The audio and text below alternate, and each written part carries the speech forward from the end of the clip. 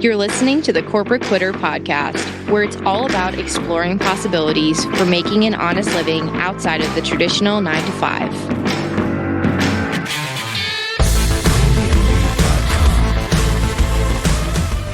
Hi, everyone, and welcome to Corporate Quitter. I'm your host, Gabby Einel, and today's guest is probably one of the best people I've ever met in 2021. She's not only a mom, she's a powerhouse entrepreneur, and she's also now my coach. She helps me from a health and hormone perspective, but she's also been helping me in business, which is amazing. Her name is Mariah Brown. She's a Yale and functional medicine trained women's health provider. She's a powerhouse entrepreneur and the CEO of Beyond the Red Tent and the Women's Vibrancy Code, which I'm part of. After years working a lucrative corporate job, she left to pursue a life of fun, fulfillment, and independent finances, and has since then created a multi-six-figure business, become a mom, and has brought her husband home so that the entire family can exist with time, geographic, and financial freedom. She's now on a mission to help driven women move from exhausted to energized, balance their hormones, and feel turned on by their life, their lover, and themselves. So thank you so much for coming on. I've been so excited to have you. Well, first of all, thank you for showing up for yourself.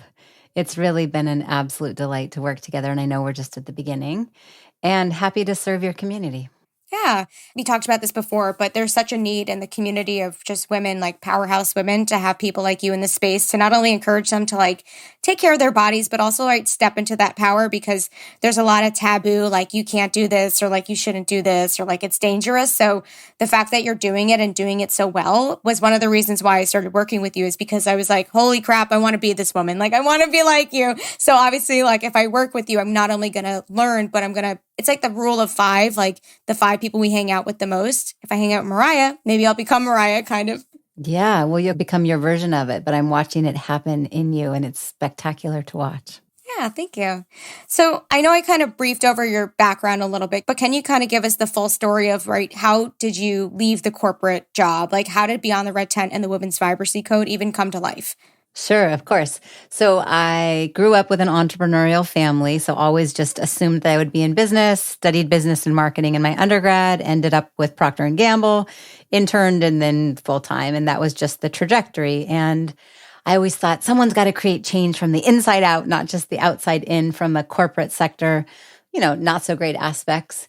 I had big visions of what I wanted to do. I figured I'd get my MBA, and then my best friend from high school asked me to be at her birth. And so, of course, I'm going to go. And the stars aligned and my tears came, and I realized, oh, wait a minute, a midwife. And what am I going to do with this? To leave my corporate career, 6-figure business suits and stilettos, and instead become a midwife.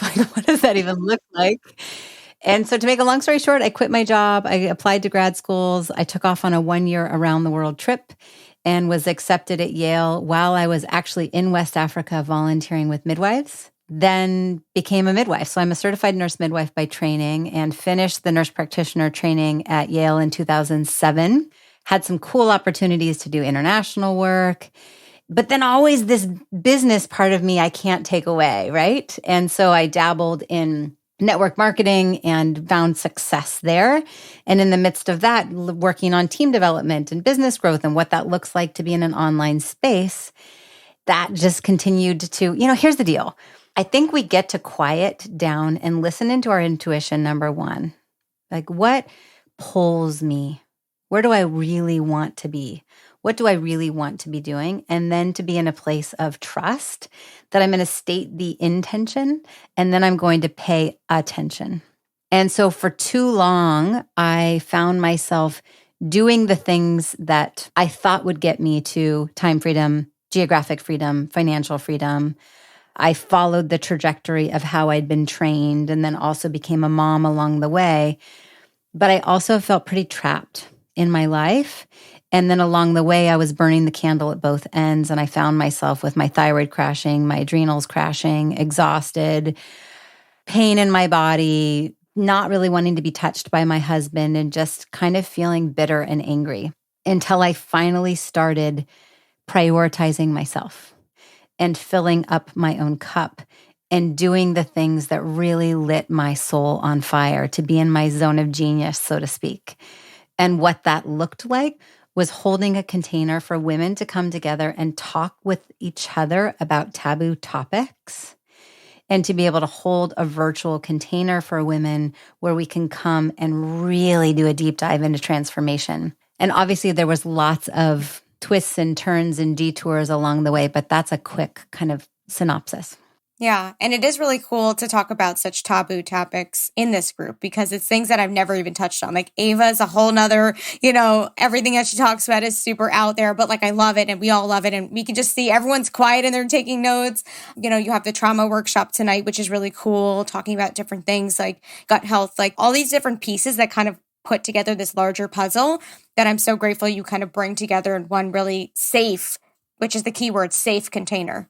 Yes, because it's all important. Okay, if you're listening and you're feeling exhausted or you have digestive trouble, you're having a hard time sleeping, you're feeling too stressed out and there's anxiety, there's sadness, you're feeling unfulfilled in your relationship, your menstrual cycle's out of whack, brain fog, whatever it may be, yes, nutrition is important. So of course, we're going to look at what are you eating, how are you eating, and get you personalized supplementation, but also how we think is important and how we address our passion and our sensuality and our sexuality as strong women in the world is valid and important. And also addressing old trauma that may have been there since we were babies, but it's created patterns that continue to relive and recreate certain reactions in our life.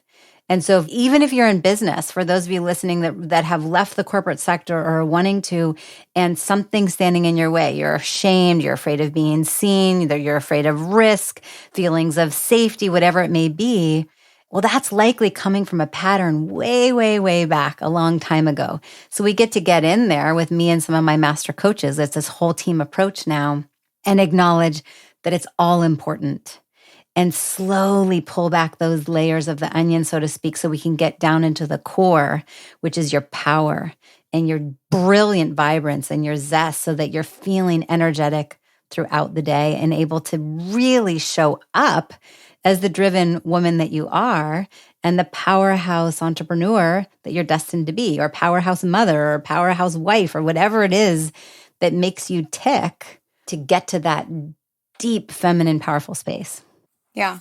And I can see that. And I'm excited too for the next year that we work together because I'm definitely going to be in a really incredible place by the time we hit that year mark. But I want to talk a little bit about the people who, what I get a lot from people is that they feel like life is already so hard, right? How can we have a big life when we already feel like our corporate jobs, our family, our significant other, our businesses, they're so demanding. So like, how do we even prioritize ourselves? Well, I don't think life is hard. I think whether you think it is or you think it's not, you're right. Damn. Yeah. Damn, you always say that and I always forget it and it's so good. So good. Mm-hmm. So just to reframe, life doesn't have to be hard. Okay. So first start with shifting the mindset to it doesn't have to be difficult. It doesn't mean you have to work harder, particularly if you're a woman. It means that you need to work more from your essence, more from your flow, and more from your power, and actually whittle away and protect your time. Just because you're not scheduled does not mean that you're available. And when you think about a glass jar, if you want to fill it with rocks and pebbles and sand and water, you start with the big rocks. So we have to be able to look at our year schedule, our monthly schedule, our weekly and our daily schedule, and what are those big rocks that we start with to make sure that they get in. Because if you just fill it with water, which is the busyness, the OCD, the ADHD, like running around with the chicken with their head cut off, caring for everybody else, that's just the water and the big rocks never even make it in, right? So we have to look at where are we prioritizing things, and where I think we need to start is by prioritizing ourselves and our deep foundational self-care. One of my coaches said, I have to see my time as $1,000 an hour. And if my time is worth $1,000 an hour, what is the important thing for me to be doing with my time? And sometimes there was a time where I had someone coming in and doing my food prep and cleaning the house, and I sat on the floor and played a game with my daughter, because that was actually me filling up my cup and connecting and feeling like I can show up as a good mom as well as a strong entrepreneurial woman. Other times it's looking at meetings and podcast interviews and how do I streamline the most efficient way for me to build? And so how do we prioritize ourselves? We make a commitment. We start with our worthiness, right? You have to really get quiet and put your hand on your heart and say, I am worthy. I deserve greatness. I deserve to feel good. I am worthy of feeling loved. I am worthy of knowing that my message out in the world deserves to be heard. And then the other piece that I think is important is I love Alison Armstrong. She talks about diffuse awareness, that we as women, inevitably, we exist too much in our heads. So we have to be reminded to drop down in our bodies. But we are aware of all things at all times.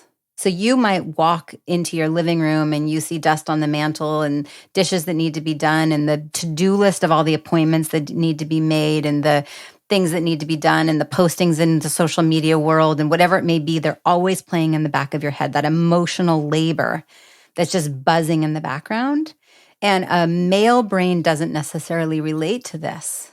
He can walk down the stairs and it doesn't, like there could be piles everywhere and he's able to just see one thing. Whereas for us, it's all coming at us and it's literally yelling at the same decibel of sound. And so we have to be able to acknowledge that there's a lot coming at us at all times. And so what do? Yes, we prioritize ourselves. Yes, we try to figure out ways to get the emotional labor to-do list that's playing in the back of our minds at all times. The more we can offload some of those, whether it's delegating or just bite off that big piece and get it off of the list of the to-do. So now we can kind of streamline and not have it all yelling at us. But the main thing is we have to drop into our body. So when you're in that place of, I don't even know where to start, I'm just spinning, I feel guilty, I don't know how to prioritize myself, we get to do the mindset, the affirmations, to look ourselves in the mirror, approach how we're thinking, how we're talking to ourselves. And then throughout the day, take moments where you simply drop into your body. I feel the bottom of my feet right now. I'm feeling myself take a deep breath in and a deep breath out. I'm going to take a pause and take a bite of food and actually taste it and chew it. I'm going to take a pause and drink some water because we're going and thinking and doing and we forget about our bodies. And that means, yes, you're hydrating and you're eating to keep your blood sugars stable and allowing yourself to experience pleasure in those moments, to look outside the window and watch that today was our first dusting of snow. So to watch the wind blowing and the snowflakes falling and to see the beauty and to rest in that being a pleasurable experience. So our senses, our sight, our smell, our taste, our physical body, right? Whatever it may be, to drop in there. Yeah, it's funny because I feel like I'm always in a whirlwind of tasks and things to do, and I forget to kind of enjoy life sometimes. And that's right, actually being present and enjoying what's pleasurable right now, which is like the softness of my comfortable like sweatpants that I'm wearing, or like the coolness of the water going down my throat and feeling that it actually energizes me, which sounds so simple, but it's so necessary. Yep. And it just takes 20 seconds. Yeah. If you just take a 20 seconds, potentially while you're doing other things, just to take a pause and allow your body to feel the pleasure of the experience. It actually creates more neuroplasticity. So as you start to acknowledge these 20-second moments of pleasure, your brain and your body and the communication will start to expand the other aspects of pleasure that come pouring in. And now all of a sudden, life doesn't quite feel so overwhelming. And when your foundation becomes more of a pleasurable experience, it then actually becomes easier to prioritize yourself from a place of power. So now that they're talking about like power and pleasure, can you talk more about the feminine power? Like it seems pretty taboo, or like even for me, it seems sometimes a bad thing to be super driven or powerful. And even at some points, I almost felt fearful of actually being powerful, like showing up kind of in the world and doing what I'm doing now for fear of like stepping on the men in my life, whether it's my, my dad, my brothers, like my boyfriend, who I may have a future with. Like, how do you manage that as a woman? Or even for the men who are listening who want to support their partners who are women. Yes, yes. Well, first, feminine and masculine, we all have it. It's not necessarily biology, right? So yes, like there are some individuals that are born with a yoni and some that are born with a penis, right? So that's biology of male, female. There's also the energy of feminine and masculine. And so for a female-bodied individual, her dominant feminine energy in an ideal world is 70 to 80% of the time. But she's still in her masculine, say 20 to 30% of the time in an ideal space. So when you think about the difference in energy, so for a woman who's spending 70 to 80% of her time in a powerful feminine space, that's coming from a place of desire. That's a place of being rather than doing. That's a place of feeling rather than thinking. That's flow, whereas masculine is go, all right? So a male-bodied individual who might be listening, he spends 70 to 80% of it in his masculine, right? He's producing. He's go. He's logic. He's thinking. It's controlled. It's functional. Now, that doesn't mean that a male can't also check in with his intuition and be flexible and be playful and be in flow. But for a woman, as we stand in our power as entrepreneurs, we actually get to be in a place of receiving and spend more of our time and our energy in slowing it down, being more dynamic, being more circular rather than linear, allowing a little bit more spontaneity. For a woman, we are fed so deeply by puttering, like just to allow space in the day to be able to just putter. There's no time. If you're going to go on a date and you have time to just go upstairs and putter and get ready, and there's no specific time you have to be ready, and you can shower and get dressed and change your clothes and take a break and read a book and, I don't know, do a body scrub and do your nails, whatever is needed.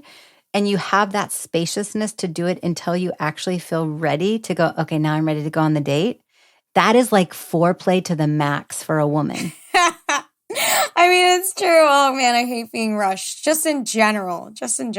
But yeah, right. Funny. And so a male's arousal system is spontaneous. A female's arousal system is responsive. So for a woman, we want to be in our passion. We want to be in our flow. We want to have moments where we're not constrained to like the 9 to 5 corporate structure. Instead, we get to be in that flowing space. And now we're standing in our power. We get to lean back and be in a space of receiving, right? A woman receives and then cultivates, creates, and births. There's moments where we're going to be protective and providing and controlled and producing. Yes, yes, particularly a powerful woman. But I think what we need to do is spend a little bit more time. Like I think of the Hawaiian Islands, okay, to be in your power so that people feel you. And a woman in her power doesn't have to push. People are pulled to her. They're leaning in because they're feeling her power, right? Because she's receiving and she's cultivating. Any thoughts about that? Any follow-up questions? I mean, it's such a broad topic. I guess part of it is like, what comes to mind is that all sounds bright and dandy, and I would love to abide by that. But how can you do that when we're in this patriarchal model where like you have to do the 9 to 5 for those who are still stuck at the job? You can't just be like, I'm not going to answer my emails. So how do you still work within this model, yet honor your feminine needs and even like right the cycle of our hormones and things like that? Absolutely. Well, isn't this corporate quitter? Yeah, it is. But I mean, even for myself, I'm learning. I'm now a year almost out of corporate. I'm still learning to harmonize with, my hormones and my cycle and just like how I feel. Like every week it's different. And I'm still used to the idea that you need to wake up at a certain, I now don't have an alarm clock, but there are some days where I just want to lay around and I am so exhausted and I still feel guilty for my body needing that when I know it's the right thing to do. But my brain is like, you need to get to work because you have so much to do. So it's like, that balance. Yeah, absolutely. I can relate to that, especially right now I'm in a building phase with my business. Am I working more hours than I would love to admit? Absolutely. And do I allow myself a pause to get quiet and listen in? Yes. Do I allow myself to occasionally cancel something. If it really, really feels like I am trying to row a boat upstream, yes. Do I drop into a place of trust, knowing that when I release and let go of the outcome, like here's an example. Right now, we're planning a weekend trip down to Disneyland as a surprise for our kids. And right now it's so hard to book it. We're trying to the resorts all booked up and the hotels all booked up and we're going round and around with hotels, with flights. And it was finally this morning, my husband and I both woke up and we're like, I let it go. This is not happening. It's too much. And then an hour later, we get the text from our travel agent who found the perfect combination and poof, there it is. How powerful is it when we allow ourselves to let go and trust? There's got to be that balance. And once again, it doesn't mean 100% of the time you're just in your laissez-faire flow and you don't ever get anything done. That's not going to work. I'm still trying to make $1 million in 2022. I got to get shit done, yo. The other piece that you alluded to is the feminine is a really dynamic being. Okay. We are ever-changing beings. The reason why, if you're going to go get your hormones tested, you can't just have your hormones tested at any point. We really need to do it as a Dutch test right around day 20 to 22 because your hormones change so much throughout a 28-day chunk of time. Your hormones are also changing throughout the day. Okay. When I look at your 24-hour cortisol, it's going to spike in the morning and you're going to have another surge in the afternoon. So we are very dynamic beings. And in that, how we exist and how we want to be in productive mode is going to change in the morning, the afternoon, the evening. During our bleeding time versus our ovulatory time are very different energies. You mix in there a little bit of sleep chronotype, which is actually we're genetically predisposed to be, say, an owl versus a lark. Some people are genetically predisposed. You're going to have your most productive time from 10 p.m. to 1 o'clock in the morning, and you're going to want to sleep in. There's others that are genetically predisposed. You want to go to sleep at 8, and you want to get up and work in your most powerful hours are 5 to 8 a.m. There's actual genetic science showing that that's probably your ancestors that passed that down to you. And that doesn't mean you go into a place of judging or try to fit your circle into a square box. You allow yourself to flow and go, those are my productive hours. So that's when I'm going to make sure I preserve and protect that time to make it my power hour or my power 3 hours. And when you're in your ovulatory time, that's the time you're going to be interviewed on the Today Show if you can dictate when it is. There's some things you're not going to necessarily say no to, even if you're on your second day of bleeding and really what you want to do is just curl up in a ball and get into the covers with a good book and a pot of tea. But once you have total autonomy and power over your schedule, my preference is during your bleeding time, or what I think of as winter, that is the time that you slow down a little bit, okay? Your exercise is going to be more like a mild walk in nature or yin yoga, not necessarily out doing big weightlifting and your Peloton high endurance. Your time that you want to be giving the presentation, applying for that job, going for the interview, doing your TED Talk, that's ideally during your ovulatory week. That's the summertime. Got your bathing suit and you're out at the block party and everybody's having a drink and you want to be out social. You want to host the party. And then you have your spring and fall on either end. And so maybe that's your springtime is when things are being birthed. Great time to meet with your team and really have a brainstorming session about creative new ideas to birth the future of what your business is going to be. If you're thinking about becoming a corporate quitter and leaving your corporate world, that's the time to start journaling and brainstorming.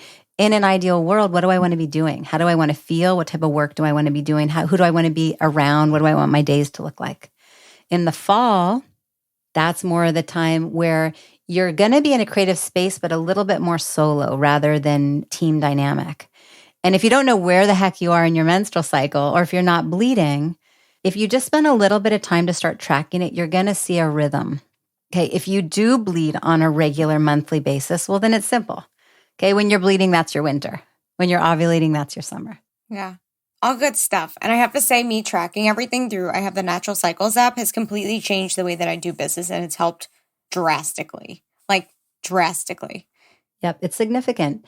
And it also makes a big difference in your relationships. It does. Because now we both know what's coming. Like, we both know, like, okay, this is the time when you're going to relax. This is the time where, like, he's like, okay, I'm going to get you more food because you need this during this time. Like, it's nice too because we both win. It's not like I one day get to, like, rip his head off because I'm in a hormonal state of, like, I can't even explain what's going on internally. We're just both in agreement with it. And it's been such a nice experience, really. On so many levels. If you're going into your PMS week, you both know you might be a little bit more irritable. You might bite his head off a little bit more quickly. You might feel a little bit more bloated. You might get the more cystic acne and feel a little bit more insecure. And so when you're thinking about lovemaking, you're going to preemptively do your self-talk in front of a mirror and acknowledge your beauty so that when he puts his hand on your belly and your belly's feeling a little bit bloated or gassy, it's a different experience. Or maybe for you, that's the week where you're like, okay, we're going to kind of switch up the way in which we make love. We're going to switch up the way in which we interact with one another. And I'm not going to wear my lacy thongs today. Sorry. These are my cotton undy days. Oh God, that's so funny. Yeah, good old granny panties for the win. But so we're talking about all these things with like cycles and flow and all that. So how can we become more energized, like balance our hormones and just boost our libido? Like, how do those things play a role in our aspects of our lives too? Totally. So like I said at the beginning, I have my master's from Yale. So I'm a nurse practitioner by training and really specialize in OBGYN. And then along the journey over the last 7 years, I've done a deep dive into what's called the Institute of Functional Medicine. So functional medicine approach is more systemic, holistic, kind of looking underneath the hood, so to speak.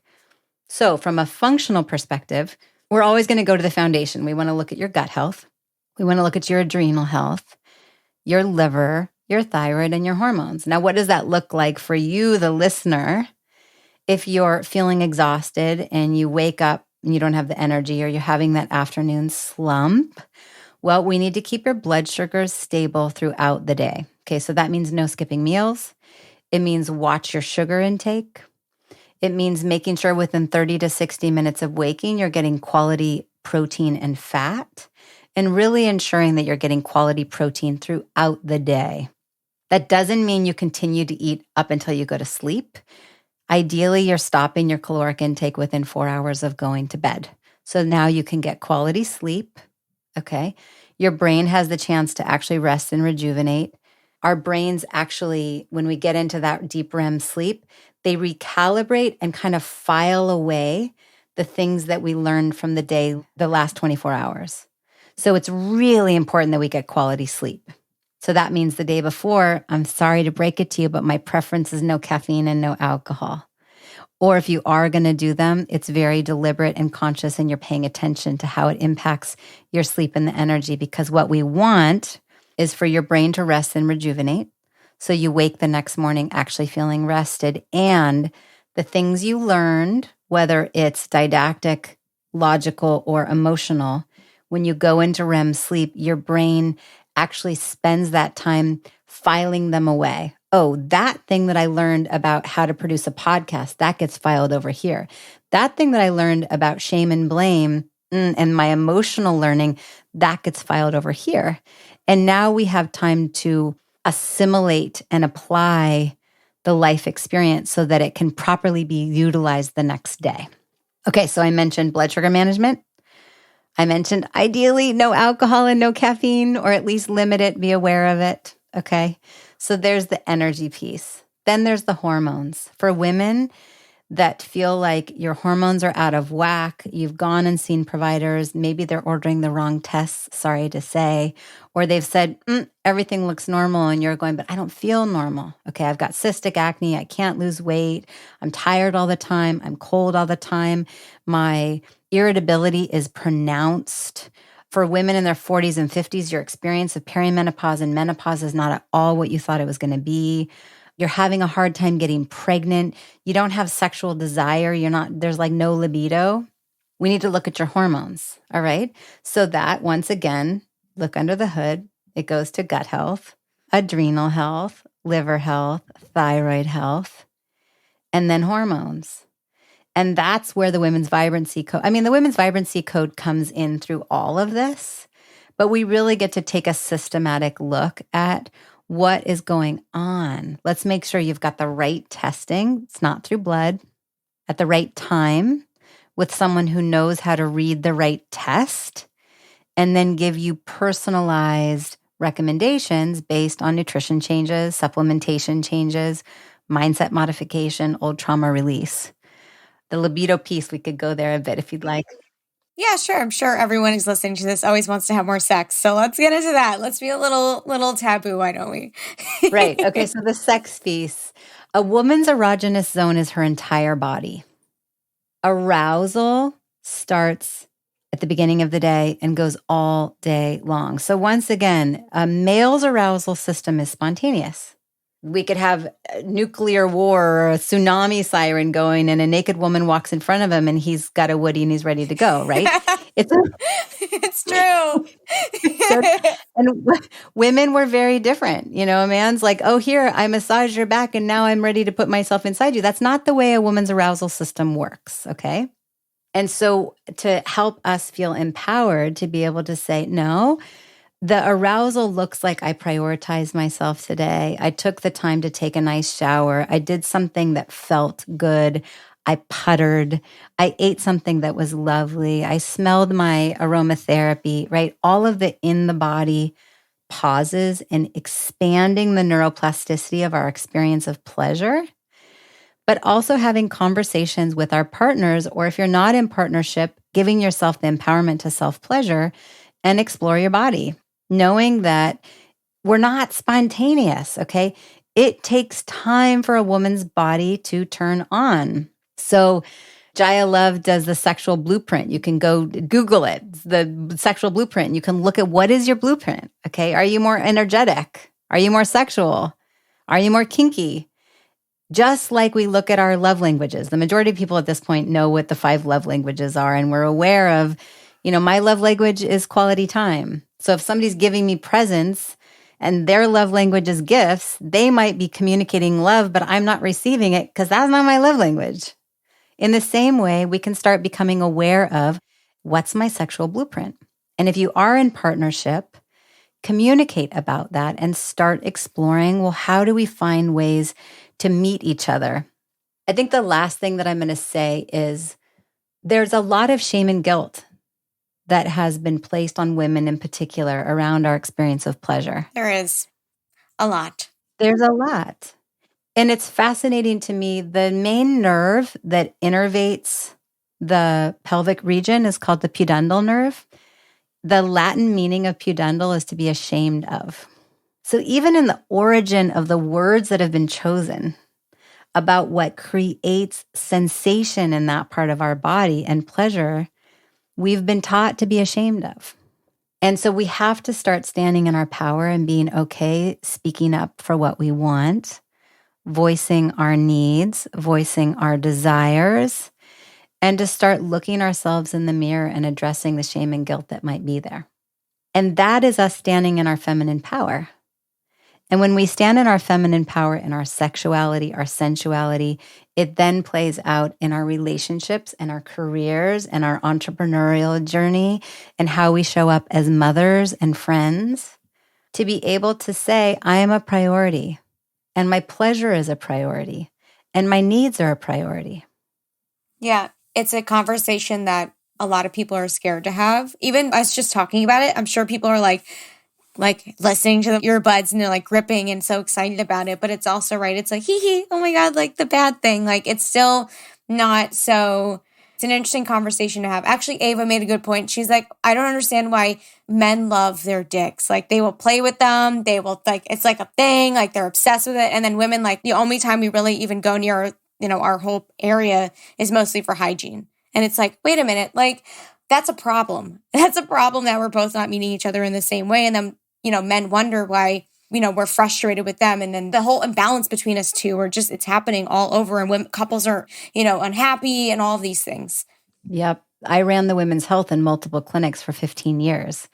So even just doing a pap smear, I always handed a woman a mirror. And I've had women in their 60s in tears because it's the first time they've ever looked at themselves.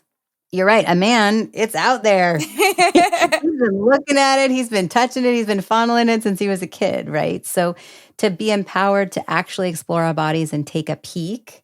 And yes, you mentioned Eva. So within the Women's Vibrancy Code, I have a number of guest master coaches. She is one of them. She's a sexologist and a psychotherapist. She's phenomenal. And so there's all sorts of work within the Women's Vibrancy Code to really do a deep dive into our sensuality and sexuality. The other thing I wanted to add is I love the quote, just outside our comfort zone and in the support of community is where magic happens. And so, yes, if you're listening to this and it makes your palms sweat a little bit, it's creating your butt clenching moments where you're like, I really like that idea, but no way am I going to have the courage to bring it up. Well, that's right outside your comfort zone. And when we're at that place where we feel excited and nervous, I say yes, jump, dive, watch what happens, and make sure that when you do it, there's a safety net. There's someone there to catch you. And so in an ideal in my world is you have someone to hold you accountable, a coach, a partner, a provider, somebody, and a community. And so that's what I've worked really diligently and lovingly, not hard, but lovingly and diligently to create, is this space where women are driven and they're hungry. They feel nervous, they feel excited, and they're taking a leap, but they're doing it being held with accountability and experts, as well as a community of other women that are doing it alongside, and they're supporting one another. And so once again, just outside your comfort zone and in the support, a place of a supportive community is where magic happens. Yeah. And I'm basically a product of that because I'm in the community. I'm only a couple months in, but I'm very thrilled with how it's going and how it's really impressive what you've created, because I've been in a ton of different masterminds and they don't have the level of community or even honesty, honestly, like trustworthiness. Like I fully trust what you do and all these women in this group because you've made such a safe container. Like other places, I can't do that. It's not in their DNA to have that group like that. So yeah, no, it's a phenomenal space. It's a special space for sure. Sure is. Yeah.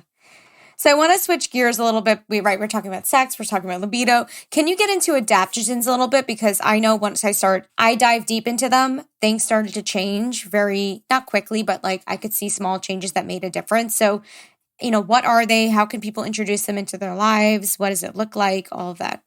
Yes. It's a great first step. So when I said the functional medicine lens, we're going to address gut health, adrenal health, ding, ding, ding, adrenal, liver health, thyroid health, hormones. Our adrenals, they're on our back just above our kidneys, and the cortisol comes from our adrenals. So that's the place of fight, flight, or freeze. And most of us are under stress all day long. So it used to be that maybe you're out as a hunter or a gatherer, and now all of a sudden a predator comes and cortisol spikes so that you can run fast, fight hard, right? But nowadays, we're stressed out by, are we going to be accepted? Are we going to be seen? Do people like me? Am I going to be able to pay the bills? There's the onslaught of messages up the wazoo from every moment of the day. I mean, I could go on and on. We're eating crappy food. We're drinking crappy water. We're breathing crappy air, okay?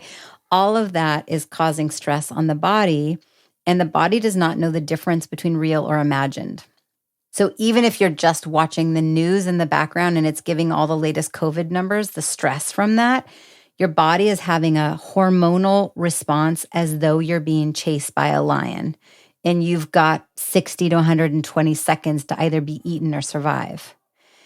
And so because of that, our cortisol is just being pumped out and our stress levels are over the top. So hence we've got inflammation, we've got gut disturbances, autoimmune conditions, we get sick more often, we're experiencing brain fog, our hormones are out of whack, and we have no libido because cortisol is kryptonite to libido. So then comes in adaptogens. Adaptogens all come from the plant, mushroom, and botanical kingdom. They help the body better adapt to stress. So some adaptogens that maybe you've heard of would be ashwagandha, dark chocolate, reishi, chaga, shatavari green tea, lion's mane. I don't know if you've heard of any of these, but So what I start my women that come into my space doing, just a simple step, and everybody can do this, is you make adaptogen elixirs each morning. So an adaptogen elixir is going to replace that caffeinated hot beverage, but you still get to have the pleasure of feeling like you're drinking your latte or your hot cup of coffee. And ideally, an adaptogen elixir has the adaptogen. It has a source of protein and it has a source of fat mixed with your hot fluid. So now what we're doing is rather than depleting your adrenals with caffeine, we're actually feeding the adrenals and helping the body better adapt to stress. Plus, we're adding in the protein and the fat, so we set ourselves up for success to have blood sugar management throughout the day. When we have blood sugar management throughout the day, we're not so irritable. We're not having the big ups and downs. We're not so tired and we're sleeping better. And there's, like I said, there's lots of different adaptogens. They all kind of do their own thing. So lion's mane is going to be good for brain focus. Shatavari is going to be good for sexual juiciness. Chaga and reishi are going to be great for immune health. Okay, there's different adaptogens. And they're all going to go in and feed your body. And it's a really easy way to start just by going in. You can even now buy adaptogen elixirs. Like I was at Sprouts and Whole Foods and they're already like bottled as an adaptogen elixir. Yeah. That's pretty cool. Yeah. Are they decent or are they like not a great choice? I tried a couple of them. They're chilled, they're cold, and they tasted yummy. Yeah. I like my adaptogen elixir hot and I like to make it here at the house, but totally. I mean, it's just like an easy first start. You can just go grab one in the cooler section and sip it throughout the day. And I'll usually drink it all day. So you can have one in the morning and then one in the afternoon. What about anything in pill form? Like I know at one point you were telling me to buy cordyceps and it was in a pill form. Is that okay too, or does it depend? Yeah, sure. So cordyceps is one of those adaptogens that's great for energy and stamina. So particularly for people, if you're like, wait a minute, get rid of my caffeine? Hell no. Where's my energy going to come from? Well, first of all, let me tell you, when you get the caffeine out, you're actually going to be surprised. There's lots of energy when you take the caffeine out, partially because you're sleeping better, but also the caffeine is stripping your body from being able to absorb the nutrients from the food that you're eating. So cordyceps is going to give you energy and stamina. And yeah, I'll keep some encapsulated. So particularly if you're starting the process of just getting the caffeine out, those first 4 days are the hardest. It's when you're most likely going to have the caffeine withdrawal headache. Your body's recalibrating, so you want to hydrate well. You could get encapsulated cordyceps. It's CORDY, cordyceps. And just take it encapsulated maybe in the morning and the afternoon. And you're going to see it gives you that little burst of energy, but it gives stamina. So it's more sustained versus the crash or like coffee for me makes me kind of jittery or gives me that buzz. And so it's not going to do that. And it's also not going to negatively impact your sleep at night. So yes, to answer your question, cordyceps is one of those you can do encapsulated. Ashwagandha is another one for any of you who have sluggish thyroids or if you've been diagnosed with hypothyroidism. You could add in some ashwagandha specifically to support your thyroid. Awesome. Yeah, I'm still looking forward to making my elixirs even better because I'm still in the experimental phase, but I love like the Four Sigmatic brands and all that stuff. It's like I actually am just running out of all my things and I have to repurchase it. I like used it all in a month. So it's really, really great. And I have a coupon code. If you go to Four Sigmatic, BTRT Love, as in Beyond the Red Tent. So BTRT Love gives you, I think it's a 10% discount if you're ever going to get your Four Sigmatic. It's yummy. And I love that the packets, they just dissolve in water. You don't have to steep it. It's just simple. Yeah. My favorite is the cacao mix. Oh my God. I could like die and go to heaven. It's like not sweet like hot chocolate, but it gives you that feel of like without feeling guilty if you just had Swiss Miss and you want to die because you're so full and like sugared up basically. So Totally. Yeah. Yeah. And thank you for sharing the code, by the way. I use it every single time too. So you know, now that you mentioned Beyond the Red Tent too, what's the difference between the Women's Vibrancy Code, which I'm part of, and Beyond the Red Tent? Like how does it support women in certain areas with their journey? Yes.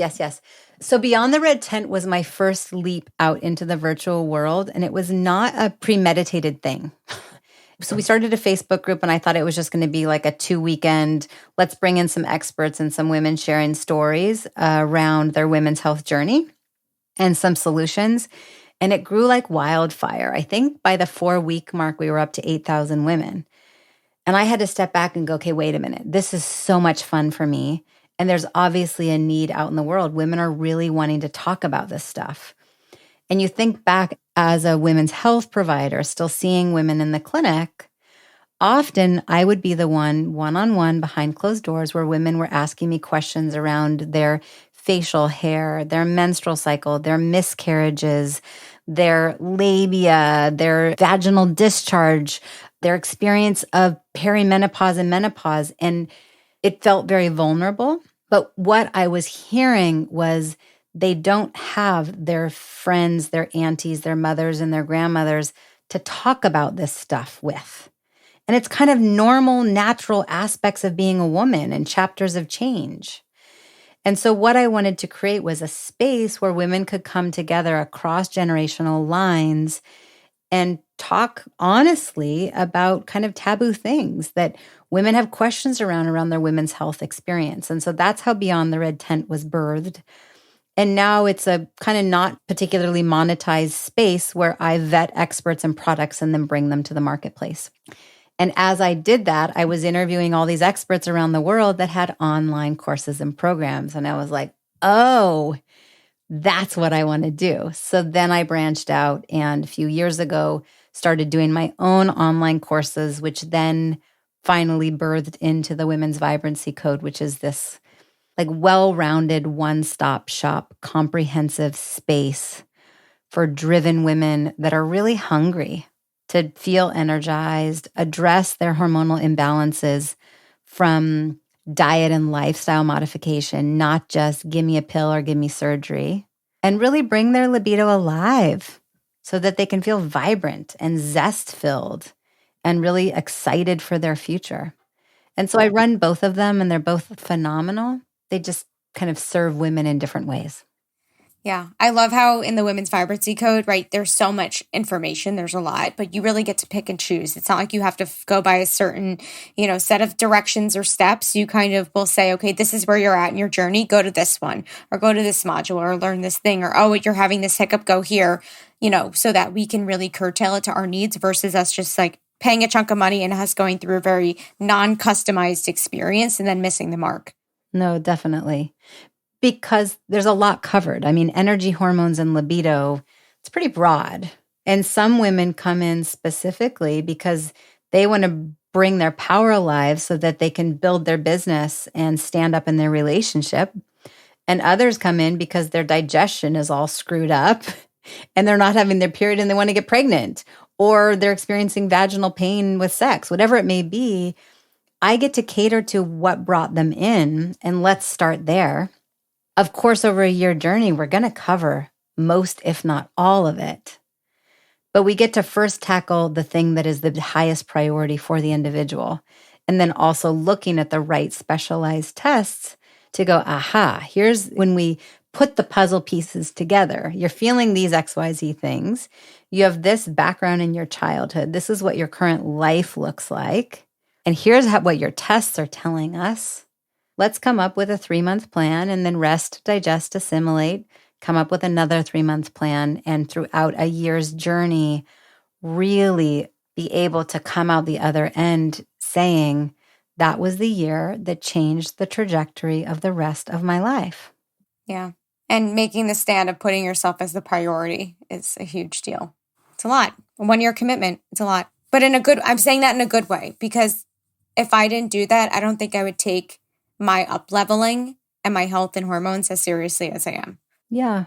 It might feel like a lot from one perspective, but it's your life. In the big scheme of things, what's a year?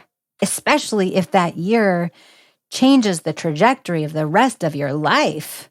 Like I'm talking, this is worth millions of dollars, lots of time, lots of energy. That's not what I'm asking, but like seriously, we get to say, I am important.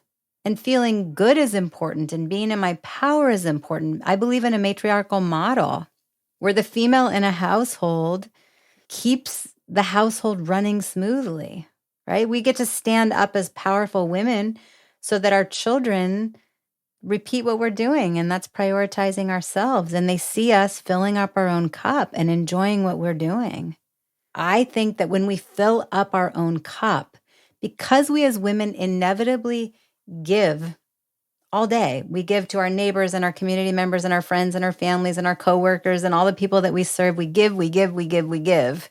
But if we're giving from a cup that's half filled or depleted, well, what kind of crap giving is that?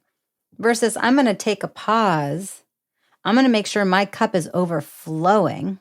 And then I'm going to go out and serve my heart out. And I'm going to give big. And what I'm giving has more impact. And I believe a rising tide lifts all boats. So I'm going to focus on my tide. And as I rise and pour out to all the people that I serve from a filled up place, I think that gives others permission. And I think it lifts up a family, it lifts up a neighborhood, it lifts up a community, it lifts up the globe. And once again, a rising tide lifts all boats. So y'all are boats. And I'm rising that tide, and so is Gabby. We're rising it. Come on. Who's in with us?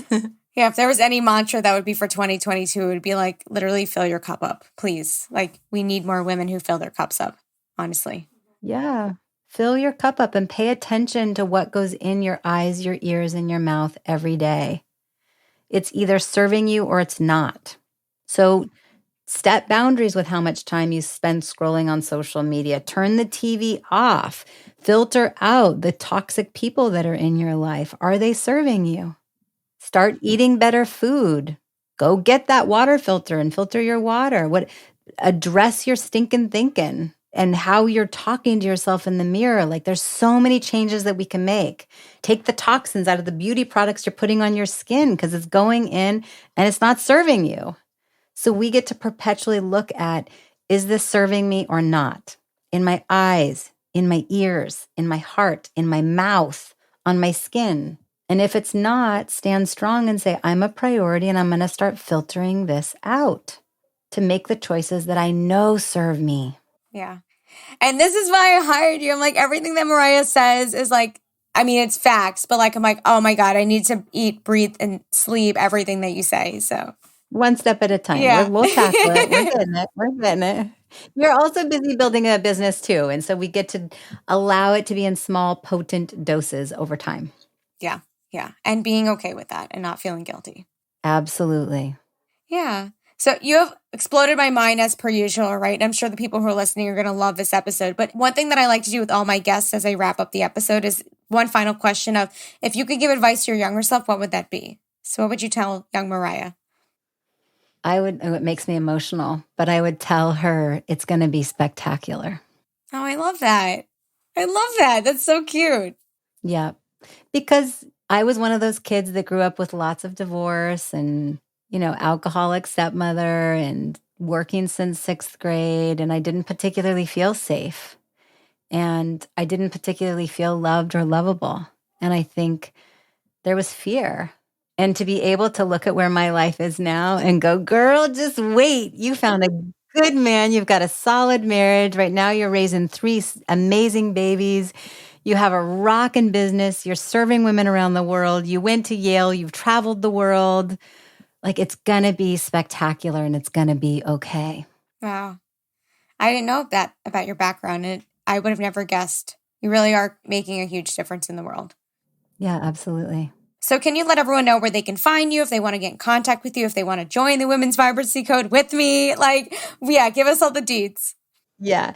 So Mariah Brown on Facebook, Instagram, all the social media spaces. And Mariah is Maraya. It's all A's. So it's Mariah like Mariah Carey. That's how you're going to pronounce it, but it's spelled differently.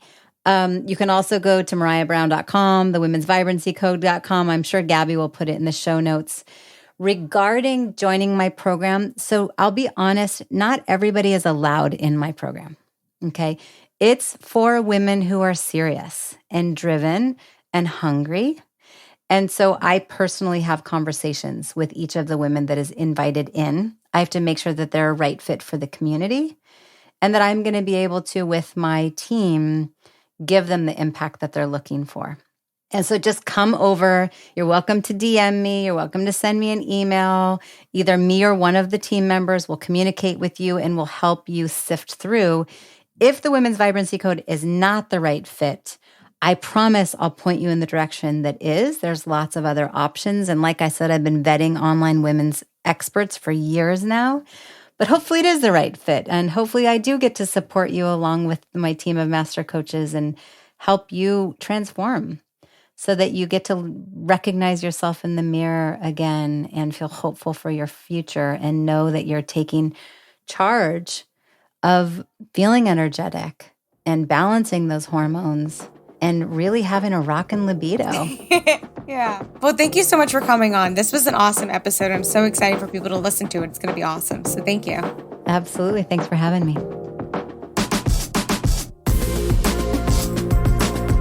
Thanks for listening to the Corporate Quitter podcast. Visit corporatequitter.com for resources, extended content, and additional information about our guests. To connect with us, stay up to date on all things Corporate Quitter, and to learn more about how you can leave the 9-to-5, follow us on Instagram and TikTok. And if you enjoyed this episode, be sure to leave us a rating or review on Apple Podcasts. Thanks, guys.